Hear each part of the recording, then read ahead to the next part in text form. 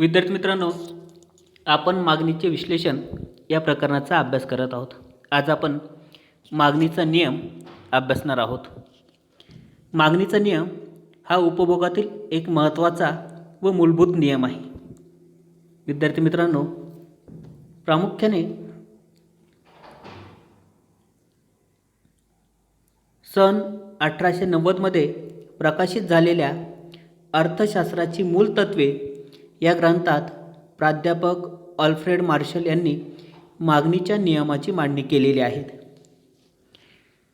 मागणीचा नियम उपभोक्त्याची मागणीबाबतची वर्तणूक दर्शवत असलेला आपल्याला दिसून येतो. प्रामुख्याने उपभोक्त्याचं जे वर्तन आहेत, मागणीबाबतचं त्याचं जे वर्तन आहेत, हे वर्तनाचा अभ्यास आपण मागणीच्या नियमामध्ये करणार आहोत. या नियमाद्वारे किंमत व मागणी यातील परस्पर संबंध प्रामुख्याने स्पष्ट केला आहे. मागणीच्या नियमाच्या आधारे किंमत आणि मागणी यातील जो परस्पर संबंध जो आहे, तो परस्पर संबंध कशा स्वरूपाचा आहे तो यामध्ये स्पष्ट केलेला आहे. प्रामुख्याने किंमत व मागणी यातील जो संबंध आहे हा व्यस्त स्वरूपाचा आहे. तो परस्पर विरोधी असलेला आपल्याला दिसून येतो. तो परस्पर विरोधी असलेला आपल्याला दिसून येतो. कारण जेव्हा किंमत कमी होते तेव्हा मागणी केली जाणारी नगसंख्या वाढते, तर याउलट किंमत वाढ झाली असता मागणीत घट होते. म्हणजे किंमत वाढली असता मागणी कमी होते आणि किंमत कमी झाली असता मागणी वाढते. म्हणजेच किंमत आणि मागणी यातील परस्पर जो संबंध आहे हा परस्पर विरोधी किंवा याचा संबंध, किंमत व मागणीचा संबंध हा व्यस्त स्वरूपाचा असलेला आपल्याला दिसून येतो. आपण सिद्धांताचे विधान अभ्यासू. विद्यार्थी मित्रांनो, प्रामुख्याने इतर परिस्थिती स्थिर असताना वस्तूची किंमत वाढली असता मागणी घटते आणि वस्तूची किंमत कमी झाली असता मागणी वाढते. येथे डॉक्टर अल्फ्रेड मार्शल यांच्या मते इतर परिस्थिती स्थिर असताना, इतर परिस्थिती स्थिर असताना म्हणजे काही परिस्थितीत हे गृहीत धरलेले आहेत. येथे आपल्याला गृहीतकांचा अभ्यास हा पण करायचा आहे. गृहीत धरलेली जी परिस्थिती आहे, जी गृहीतक आहेत, या गृहीतकांचा आपण अभ्यास करणार आहोत. वस्तूची किंमत वाढली असता मागणी घटते, किंमत वाढली मागणी घटते आणि वस्तूची किंमत कमी झाली असता मागणी वाढते.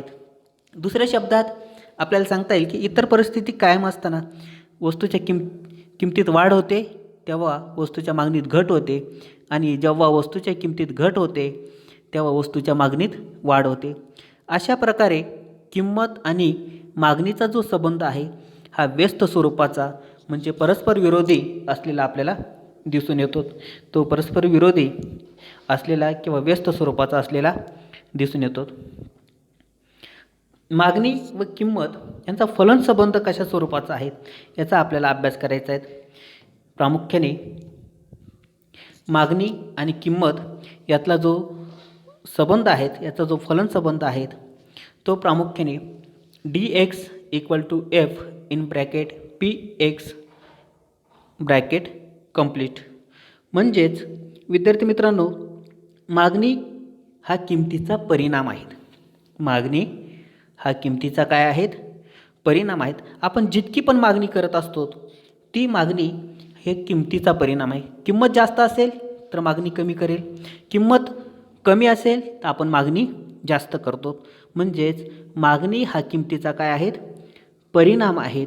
त्याचबरोबर विद्यार्थी मित्रांनो,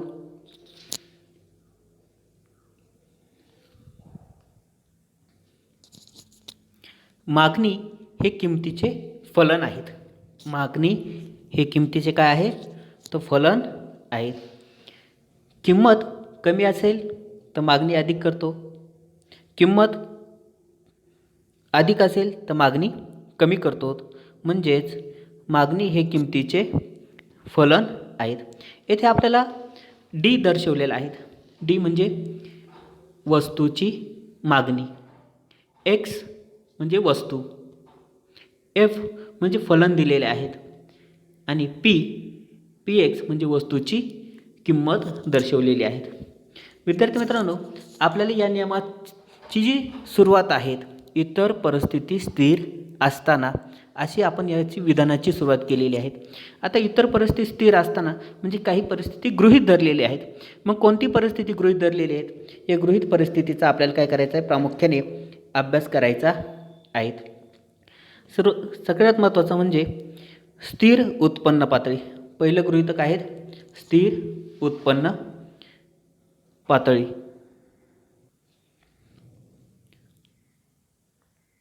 विद्यार्थी मित्रांनो, दुसरं गृहीतक आहेत लोकसंख्येच्या आकारमानात बदल नाहीत. तिसरं गृहीतक आहेत पर्यायी वस्तूच्या स्थिर किमती. चौथं गृहीतक आहेत पूरक वस्तूंच्या स्थिर किंमत. चौथं आहेत भविष्यात किंमत बदलाची अपेक्षा नाही. त्यानंतर सहावं आहेत आवडीनिवडी, सवय, प्राधान्य, फॅशन्स इत्यादीमध्ये बदल होत नाहीत. आणि सातवं आहेत करविषयक धोरणात बदल नाही. अशा पद्धतीने आपल्याला 7 गृहीतकांचा अभ्यास प्रामुख्याने इथे करायचा आहे. तर आपण एक एक गृहीतक स्पष्ट करू. त्यातील पहिलं स्थिर उत्पन्न पातळी. विद्यार्थी मित्रांनो, उपभोक्त्याचे उत्पन्न स्थिर असावे. जर उत्पन्न पातळीत वाढ झाली तर उपभोक्त्याकडून किमतीत वाढ होऊ नये, मागणीत वाढ केली जाईल. प्रामुख्याने उत्पन्न हा मागणीवर परिणाम करणारा एक अत्यंत महत्त्वाचा घटक आहे. उत्पन्नातील बदलामुळे किंमत स्थिर असूनही मागणी बदलते. उदाहरणार्थ, उपभोक्त्याचे उत्पन्न वाढल्यास स्थिर किमतीला पूर्वीपेक्षा मागणी वाढते. म्हणून उपभोक्त्याचे उत्पन्न हे स्थिर असणं गरजेचं आहे. जर उपभोक्त्याचे उत्पन्न स्थिर नसेल, उत्पन्न वाढत असेल, तर किंमत कितीही वाढली तरी त्याच्या मागणीवरती परिणाम होत नाहीत. तो अधिकाधिक वस्तूंची खरेदी करत असतो किंवा अधिकाधिक नगसंख्यांची खरेदी करत असतो. म्हणून इथे आपला नियम मांडण्याच्या अगोदरच सुरुवातीलाच गृहीतक मांडलेलं आहे, गृहीत धरलेलं आहे की स्थिर उत्पन्न पातळी, उपभोक्त्याचे जे उत्पन्न आहे हे स्थिर असेल, हे गृहीत धरलेलं आहेत. त्यानंतर दुसरं गृहीतक आहेत लोकसंख्या आकारमानात बदल नाहीत.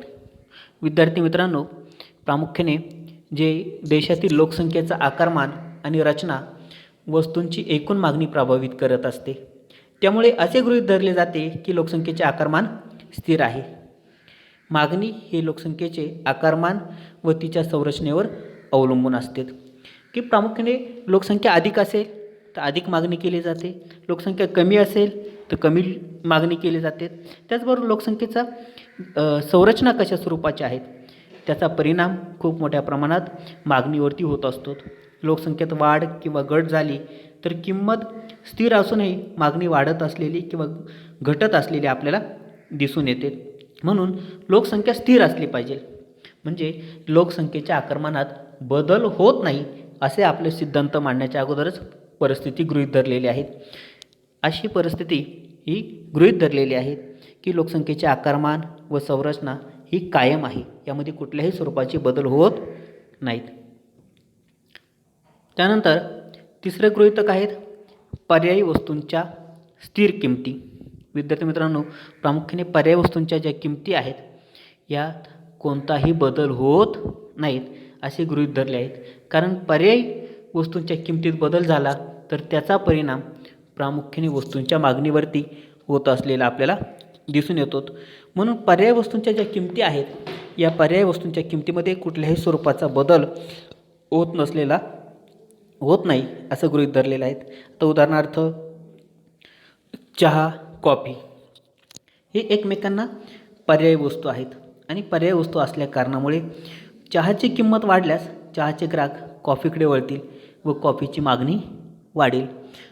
म्हणून ज्या एका वस्तूला दुसरी वस्तू जर पर्याय असेल तर एका वस्तूला दुसऱ्या वस्तू जी पर्याय आहेत तिच्यासुद्धा किमती कशा आहेत?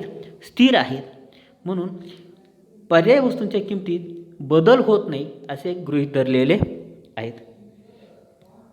त्यानंतर चौथा गृहीतक आहे पूरक वस्तूंच्या स्थिर किमती. विद्यार्थी मित्रांनो, पूरक वस्तूंच्या किमतीत बदल होत नाही असे गृहीत धरले आहे, कारण पूरक वस्तूंच्या किमतीत बदल झाला तर त्याचा परिणाम वस्तूच्या मागणीवरती होत असतो. प्रामुख्याने पूरक वस्तू जर बघितल्या तर गाडीला पेट्रोल किंवा गाडीला डिझेल इंधन हे पूरक आहेत. गाडी पेट्रोल किंवा डिझेलशिवाय चालू शकत नाहीत. तर पूरक वस्तूंच्या ज्या किमती आहेत, या पूरक वस्तूंच्या किमतीचा परिणाम हा मागणीवरती होत असलेला आपल्याला दिसतो, की प्रामुख्याने कधीकधी डिझेलच्या किमती वाढतात, त्यामुळे कारचे मागणी आपोआपच कमी होत असलेले आपल्याला दिसते. आणि या पूरक वस्तूंच्या ज्या किमती आहेत, या किमतीच्या बदलाचा परिणाम हा मागणीवरती होत असतो. म्हणून सिद्धांत मांडण्याच्या अगोदरच ज्या पूरक वस्तूंच्या ज्या किमती आहेत, यात कुठलाही बदल होत नाही, त्या स्थिर राहतील असे गृहीत धरलेले आहेत.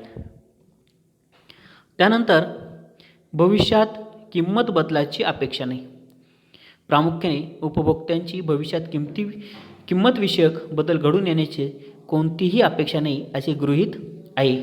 जर भविष्यात वस्तूंची किंमत वाढण्याचा अंदाज असेल तर उपभोक्ते सध्या किंमत वाढत असतानाही जास्त मागणी करू शकतात.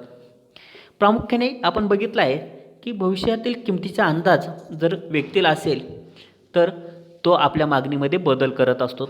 भविष्यामध्ये वस्तूची किंमत अधिक वाढणार आहे असं त्याला माहीत असेल तर वस्तूची किंमत वाढलेली असताना सुद्धा तो अधिक नगरसंख्या खरेदी करतो. किंवा भविष्यात वस्तूची किंमत कमी होणार आहे असं जर त्याला माहीत असेल तर सध्या किंमत कमी झालेली असताना सुद्धा तो कमी नगरसंख्यांची खरेदी करतो.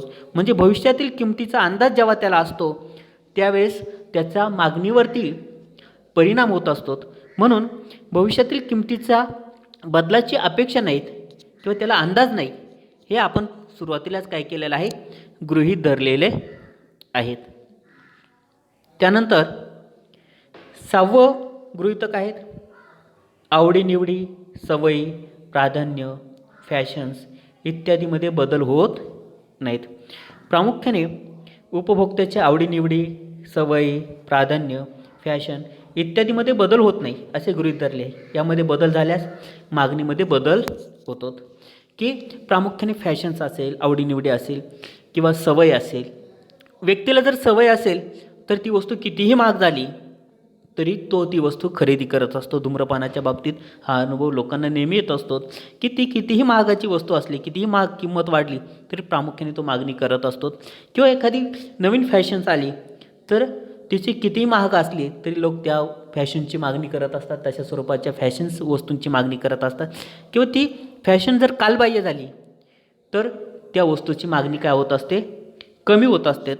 म्हणून प्रामुख्याने आवडीनिवडी असेल, सवय असेल, फॅशन्स असेल यामध्ये बदल होत नाहीत हे प्रामुख्याने गृहीत धरलेले आहेत. उपभोक्त्याच्या आवडीनिवडी, छंद, सवयी, रूढी, परंपरा इत्यादीत कोणताही बदल होत नाही असे गृहीत धरले जाते. कारण आवडीनिवडी, छंद, रूढी, परंपरा यातील बदलामुळे किंमत स्थिर असूनही मागणीत बदल होत असलेला आपल्याला दिसून येतो. त्यानंतर 7वं गृहीतक आहेत करविषयक धोरणात बदल नाहीत. प्रामुख्याने प्रत्यक्ष आणि अप्रत्यक्ष कराबाबतच्या सरकारी धोरणांचा विविध वस्तू व सेवांच्या मागणीवर मोठा प्रभाव असतो. की प्रामुख्याने सरकारने कर कमी केले तर ती वस्तू स्वस्त होते आणि स्वस्त झाल्यामुळे अधिक प्रमाणात मागणी केली जाते. किंवा एखाद्या वस्तूवर सरकारने अधिक कर आकारला तर ती वस्तू महाग होते आणि महाग झाल्यामुळे ती वस्तू कमी प्रमाणात खरेदी केली जाते किंवा कमी मागणी केली जाते. म्हणजेच शासनाच्या कर धोरणात बदल झाला नाही तर आपला नियम लागू होतो हे आपण गृहीत धरलेले आहे. शासनाच्या करविषयक धोरणात कोणताही बदल होत नाही कारण त्याचा परिणाम मागणीवर होऊ शकतो. उदाहरणार्थ उत्पन्न करात वाढ केली असता उपभोक्त्याच्या खर्चयोग्य उत्पन्नात व त्यामुळे मागणीत घट होते.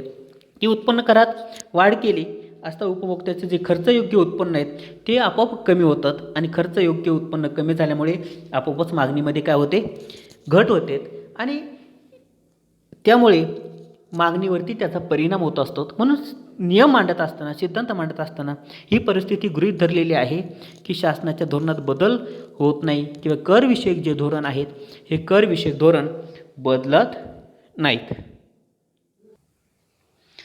विद्यार्थी मित्रांनो, आपण मागणी पत्रकाचा अभ्यास करू. जे मागणी पत्रक आहेत ते आपल्याला इथे दर्शवलेले आहेत. प्रामुख्याने 2 स्तंभ दिलेले आहेत. क्ष वस्तूची किंमत रुपयामध्ये दर्शवलेली आहेत आणि क्ष वस्तूची मागणी किलोग्रॅममध्ये दर्शवलेली आहेत. सर्वसाधारणपणे 50 रुपये वस्तूची किंमत असताना 50 रुपये वस्तूची किंमत असताना क्ष वस्तूची 1 किलो इतकी मागणी केली जाते. 40 रुपये किंमत असताना 2 किलो वस्तूची मागणी केली जाते. 30 रुपये किंमत असताना 3 किलो वस्तूची मागणी केली जाते. 20 रुपये किंमत असताना 4 किलो वस्तूची मागणी केली जाते आणि 10 रुपये किंमत असताना 5 किलो इतकी वस्तूची जी किंमत आहे, 10 रुपये किंमत असताना 5 किलो वस्तूची मागणी केली जाते. म्हणजेच येथे जर विचार केला तर सर्वसाधारणपणे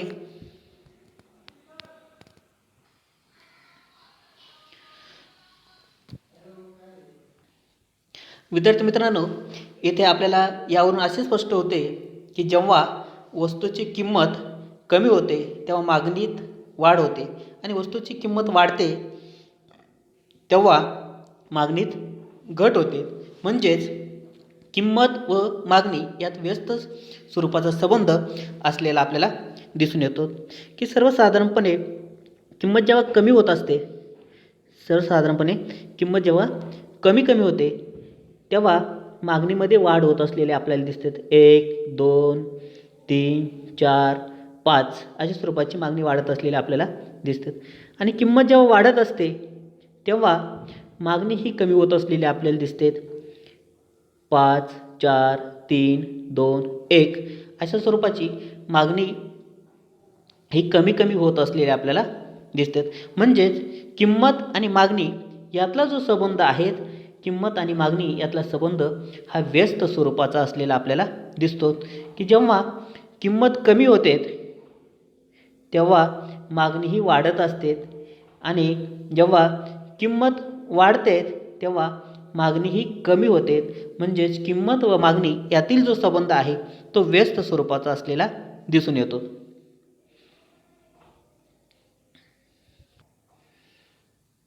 त्यानंतर आपण हा नियम मागणी वक्राच्या आधारे समजून घेऊ. प्रामुख्याने या वक्रामध्ये क्ष अक्ष दर्शवलेला आहे. क्ष अक्षावरती मागणी किलोग्रॅममध्ये दर्शवलेली आहेत आणि जो य अक्ष आहेत या अक्षावरती किंमत दर्शवलेली आहेत आणि येथे असलेला जो म हा मागणी वक्र आहेत. हा प्रामुख्याने डावीकडून उजवीकडे खाली उतरत येणार आहेत.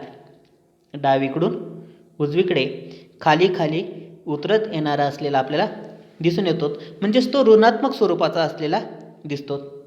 सर्वसाधारणपणे मागणी विचार जर केला 1, 2, 3, 4, 5 किलोग्रॅम इतकी मागणी दर्शवली आहे. किमतीचा जर विचार केला 10, 20, 30, 40, 50 इतकी किंमत दर्शवलेली आहे. 10 रुपये किंमत असताना 5 किलोग्रॅमची मागणी केलेली आहे. 20 रुपये किंमत असताना 4 किलोग्रॅमची मागणी केलेली आहे. 30 रुपये किंमत असताना 3 किलोग्रॅमची मागणी केलेली आहे.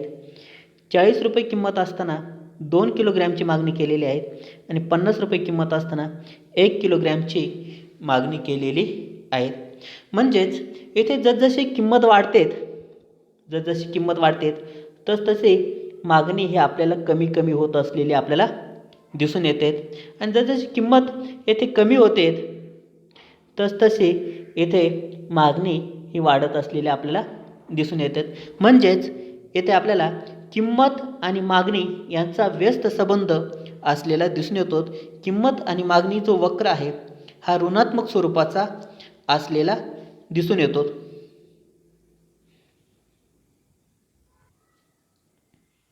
विद्यार्थी मित्रांनो,